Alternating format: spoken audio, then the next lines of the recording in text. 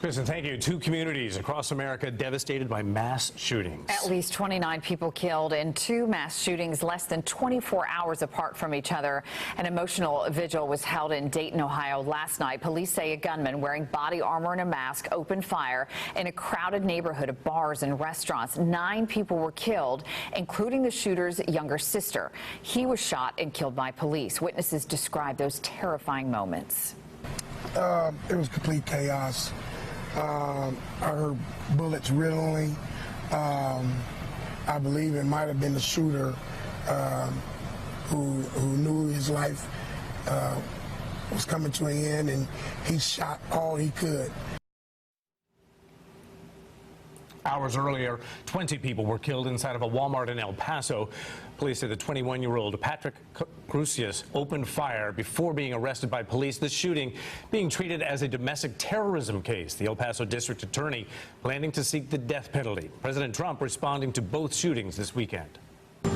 Hate has no place in our country, and we're going to take care of it. The president plans to give more remarks this morning at 10 a.m., and we will bring that to you live. And with these two mass shootings this weekend and a third last weekend in California, safety and security is on a lot of people's minds. Sure. So what can we do to try to keep ourselves more safe? Ryan is joining us right now. He's in Studio B with more on that. Ryan. Yeah, Amy and Bob, thanks. We are joined by security expert Dave Benson. Dave, thanks for being here today. Good morning. We're going to get into a lot of stuff here. We want to start in El Paso, where the suspect survived the shooting. Police say he drove 10 hours from his home in Allen, Texas, to El Paso to shoot up that Walmart. Police also say minutes before the shooting, a hate-filled anti-immigrant manifesto appeared online. It was written by the suspect. The case now being treated as domestic terrorism. The FBI saying more Americans have died in domestic terrorist attacks than international ones since September the 11th. So, Dave, let's talk about this manifesto. It was posted on a site that has been shut down. This is the dark web that a lot of people don't see. You know, a lot of really bad things are on there. How do you keep something like this from getting an individual like this and making it even worse? Well, I mean, we're talking about the site, which I understand has been shut down this morning, called 8chat, and it's a version of the dark web. And basically, there's some absolutely revolting things that are discussed on that, not the least of which is a white supremacist, neo-Nazi, that type of thing.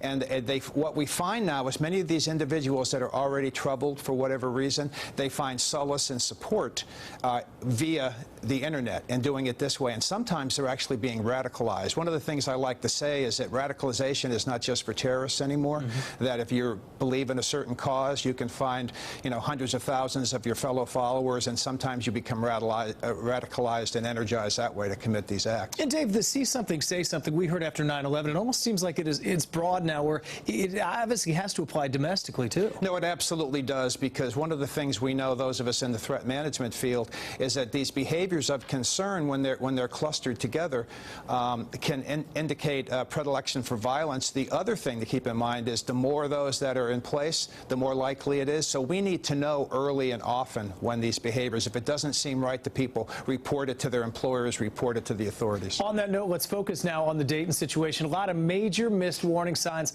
about the suspect as well. He wrote about a kill list, and he also had a rape list in high school. Now, he was suspended on that back then, but yet years later, we see what happens now. When you see something like that, what do you think about? Well, it's very frustrating. Two thoughts. Number one, while we're getting better, particularly in the education community of dealing with and assisting troubled youth, there's a real gap from the time that they leave the school or if they graduate or whatever. This apparently was dealt with. We're going to hear more in coming days about this from the school board. They're not prepared to release all the information, but people reported it.